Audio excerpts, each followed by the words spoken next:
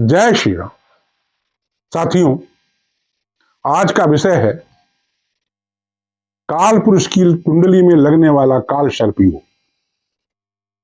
विभिन्न पंचांगों के अनुसार काल सर्प योग लगने के दिन अलग अलग आ रहे हैं। ज्यादातर पंचांगों में 23 फरवरी 2026 को दिन के 11:23 से मंगलदेव मकर राशि से कुंभ राशि में गोचर कर रहे हैं, परंतु अलग अलग पंचांगों में यह समय अलग अलग मिलेगा। मोटे तौर पर हम कह सकते हैं कि 23 फरवरी 2026 से काल पुरुष की कुंडली में काल सर्प योग बन रहा है। 14 मार्च को मंगल राहु को क्रॉस करेंगे, अतः पूर्ण काल सर्प योग 14 मार्च 2026 के बाद बनेगा। इसी प्रकार शुक्र ग्रह 1 अगस्त 2026 को प्रातः 5:54 पर सिंह राशि से कन्या राशि में जाएंगे, तब यह काल सर्प योग समाप्त होगा। यह समय विभिन्न पंचांगों में अलग अलग हो सकता है। इस प्रकार हम कह सकते हैं कि 23 फरवरी 2026 से 1 अगस्त 2026 तक काल पुरुष की कुंडली में काल सर्प योग रहेगा। चंद्रमा के सिंह से कन्या राशि में जाने पर टूटेगा तथा पुनः चंद्रमा के ही मकर राशि से कुंभ राशि में जाने पर बनेगा, परंतु चंद्रमा का असर चूंकि कम होता है, अतः इस अवधि में भी आंशिक काल सर्प योग रहेगा। अधिकांश विद्वान भारत के स्वतंत्रता का समय 15 अगस्त की रात 12 बजे को लेते हैं, परंतु वैदिक शास्त्रों के अनुसार इस तरह का कार्य रात में होना संभव नहीं है, क्योंकि जब तक कोई क्रिया नहीं होगी तब तक हम भारतवर्ष को स्वतंत्र नहीं कह सकते। क्रियाएं अगले दिन प्रातः अर्थात 15 अगस्त को प्रातः 9 बजे प्रारंभ हुई, अतः मैंने इसी समय के अनुसार भरपूर रिसर्च कर भारत की कुंडली बनाई। आपको जानकर आश्चर्य होगा कि इस कुंडली से मैंने जो भी प्रेडिक्शंस किए, जो भी भविष्य बताए, वो सभी पूर्णतया सत्य निकले। जैसे कि मैंने कहा था कि 13 फरवरी 2021 को गलवान घाटी से चीन की सेना वापस होगी, और ऐसा ही हुआ। इस संबंध में बनाए गए मेरे दोनों वीडियो की लिंक डिस्क्रिप्शन बॉक्स में दिए जा रहे हैं। वर्तमान काल सर्प योग के प्रभाव 3 प्रकार से होंगे। काल सर्प योग का पहला प्रभाव पूरे विश्व पर होगा, और इसे विश्व के परिप्रेक्ष्य में आकलन कर मैं आपको बताने का प्रयास करूंगा। काल सर्प योग का दूसरा प्रभाव सभी देशों पर अलग अलग भी होगा। भारत के परिप्रेक्ष्य में इस संबंध में परीक्षण कर मैं आपको अवगत कराऊंगा। काल सर्प योग का तीसरा प्रभाव विभिन्न व्यक्तियों पर होगा, विशेष रूप से उन पर होगा जो कि काल सर्प योग से पहले से ही ग्रसित हैं। इसका सभी राशियों पर अलग अलग प्रभाव पड़ेगा, और मैं इसे राशिवार बताऊंगा। वर्तमान काल सर्प योग का विश्व और भारत पर क्या असर होगा, इस वीडियो में मैं आपको अब बताने जा रहा हूं। विश्व के बारे में चर्चा करने के लिए काल पुरुष की कुंडली को आधार बनाया जाता है। काल पुरुष की कुंडली का लग्न मेष राशि का होता है। इस समय मेष लग्न की कुंडली में चंद्रमा को छोड़कर बाकी सभी ग्रह 11वें भाव से लेकर 5वें भाव के बीच में हैं। चंद्रमा बीच बीच में काल सर्प योग के बाहर भी भ्रमण करेगा। राहु 11वें भाव में और केतु 5वें भाव में। इस अवधि में विश्व विषाक्त काल सर्प योग के प्रभाव में आएगा। इस अवधि में युद्ध का विस्तार होगा, अर्थात रूस और यूक्रेन का युद्ध नहीं रुकेगा, पूरा विश्व परेशान रहेगा। इस अवधि में यह निश्चित है बहुत बड़े महापुरुष या राजनेता की मृत्यु होगी, जैसा कि पिछले काल सर्प योग में माननीय पोप जी की मृत्यु हुई थी। अब हम इसे भारत के परिप्रेक्ष्य में देखते हैं। मेरे द्वारा रिसर्च कर बनाई गई भारत की स्वतंत्रता की कुंडली कन्या राशि की है। इसमें 9वें भाव में राहु तथा 3रे भाव में केतु विराजमान है। सभी ग्रह इन दोनों ग्रहों के बीच में हैं। इस काल सर्प योग को शंखनाद काल सर्प योग कहते हैं। अगर यह अवधि 7.5 की भी हो तो यह काल सर्प योग और खतरनाक हो जाता है। भारत की स्वतंत्रता भी 7.5 के दौरान ही हुई थी, तथा इसके कारण ही भारत का पाकिस्तान से जनवरी 1949 तक लगातार संग्राम चला था।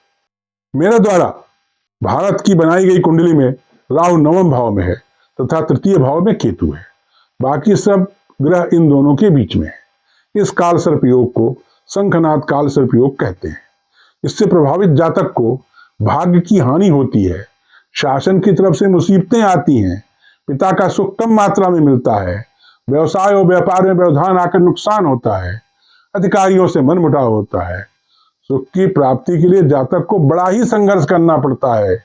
भारतवर्ष की इस कुंडली में वर्तमान में गोचर में राहु छठे भाव में है तथा केतु द्वादश भाव में विराजमान है। इस प्रकार के काल सर्प योग को महापदम काल सर्प योग कहते हैं। इस समयावधि में भारत को कई संधियों में असफल होना पड़ेगा।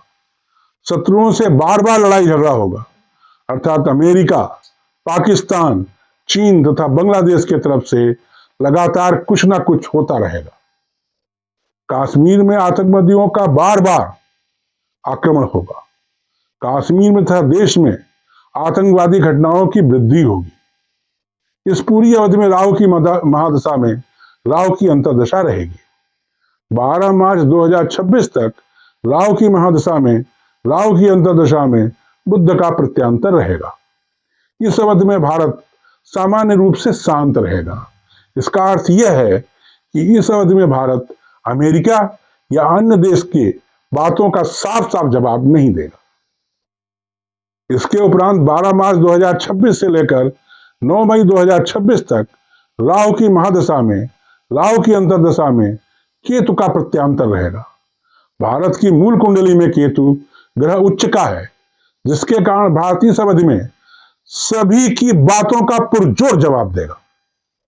इसके उपरांत 20 अक्टूबर 2026 तक राहु की महादशा में राहु की अंतर्दशा के अंतर्गत शुक्र का प्रत्यंतर चलेगा, जो कि भारत को ज्यादा तेज एक्शन लेने के लिए प्रोत्साहित करेगा।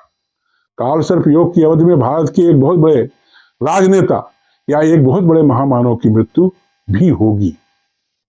आइए, अब समय ज्यादा दूर नहीं है जब भारत अमेरिका की बातों का पुरजोर विरोध करना प्रारंभ कर देगा। मैं स्पष्ट रूप से कहना चाहता हूं कि 12 मार्च के बाद भारत अमेरिका से या ट्रंप से हर बात में सीधी सीधी बात करेगा।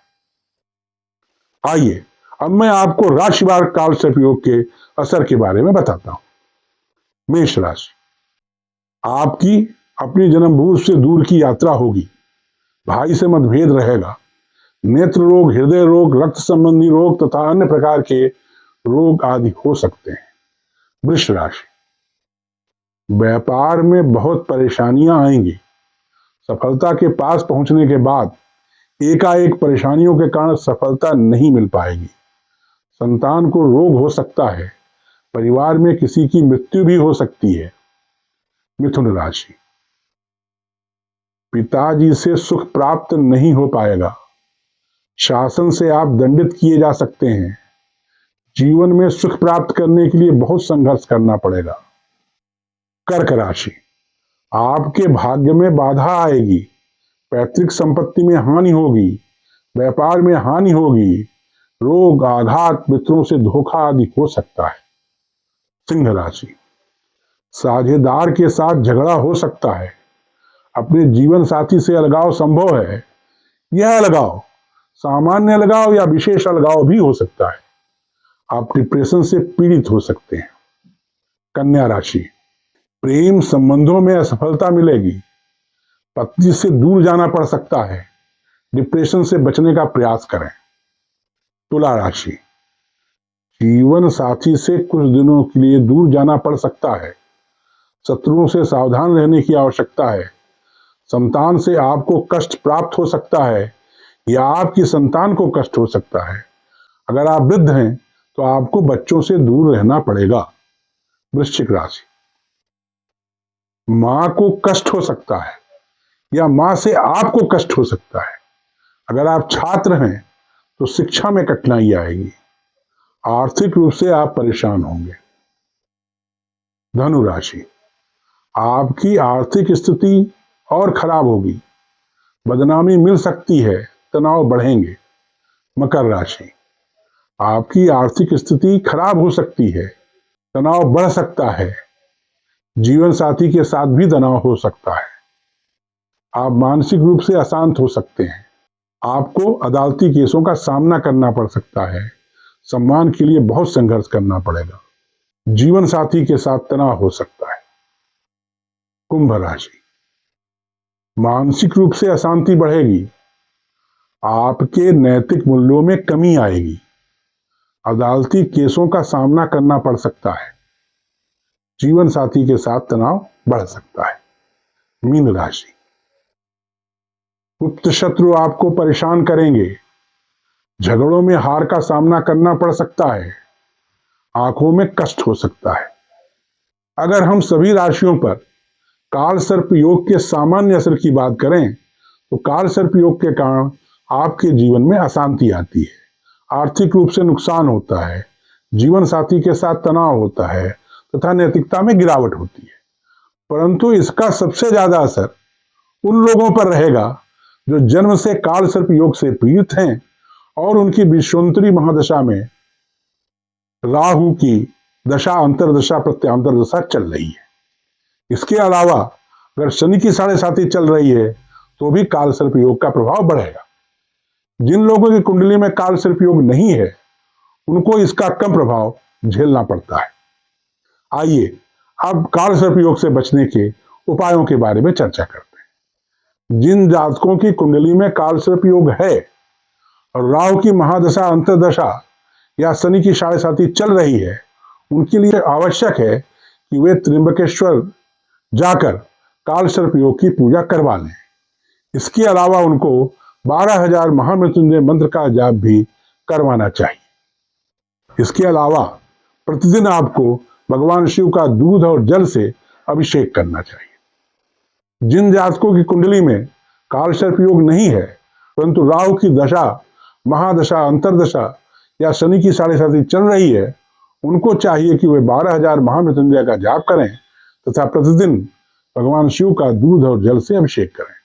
जिन जातकों की कुंडली में न तो काल सर्प योग है और न राहु या केतु की दशा चल रही है, न ही शनि की 7.5 लगी है, उनके लिए पर्याप्त है कि वे भगवान शिव का दूध और जल से प्रतिदिन अभिषेक करें। मुझे आशा ही नहीं बल्कि पूर्ण विश्वास है कि आप इन उपायों से काल सर्प योग के प्रभाव को बहुत कम कर देंगे। ध्यान दें, यह एक सामान्य भविष्यवाणी है।